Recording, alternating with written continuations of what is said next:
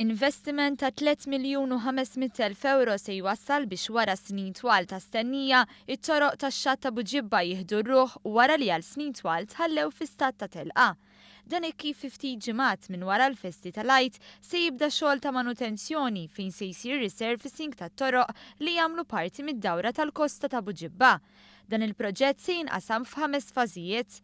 L-ewwel fażi minn triq il-Knisja sa triq Santa Marija, it-tieni fażi minn triq Santa Marija sa Misraħ il-Bajja, it-tielet fażi minn Misraħ il-Bajja sal-Akwarju Nazzjonali, ir-raba' fażi mill-Akwarju sa triq l-Istammar u l-ħames u l-aħħar fażi minn triq l-Istammar sa triq il-Fugas. Il-Ministru għat-Trasport u l-Infrastruttura Joe Mizzi fissera li xix-xogħol se jkun qed jinqasam filwaqt li kien assigurat li x-xogħlijiet mhux se jtelfu mill-peak season tas-sajf. Se jsiru f'fażi għaliex ma nistax taqbad inti u tagħlaq kull imkien bil-fors li titqasmu f'fażi jiġifieri biex kun jista' jkun ix-xogħol kif jsir kif għandu jsir u anke wkoll ma jkunx ta' konvenjent kemm jista' jkun għat-turiżmu biex jibqa' dej dan l-industrija tibqa' dejja bla tfixkil u anke wkoll għan-nies li jużaw dawn l-akwati. Qal ukoll li f'din iż-żona se jitwaħħlu kameras tas-sigurtà u fakkar kif ser isir tindif mid-Dipartiment tat-Tindif darbtejn kuljum.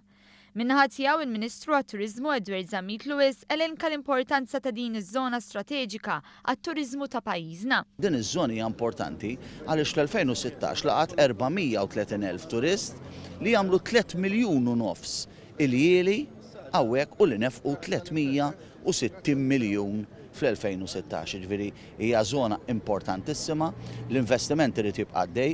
Is-settur privat qed jirrispondi huwa konfidenti li din iż-żona mhux tibqa' kif kienet fi żmien l-amministrazzjoni l-oħra li jibdew jagħlqu l-lukandi u jkun hemm proġetti ta' real estate, però nerġgħu inġibuha ħabb turistiku b'saħħtu. Ħabbar ukoll li fi frar li għadda waslu pajjiżna l fuq minn 100,000 turist u li sa 3 ġimgħat oħra pajjiżna għandu jistenna l fuq minn 7,000 turist għal Festival Lost and Found li se jsir għat-tielet sena konsekuttiva.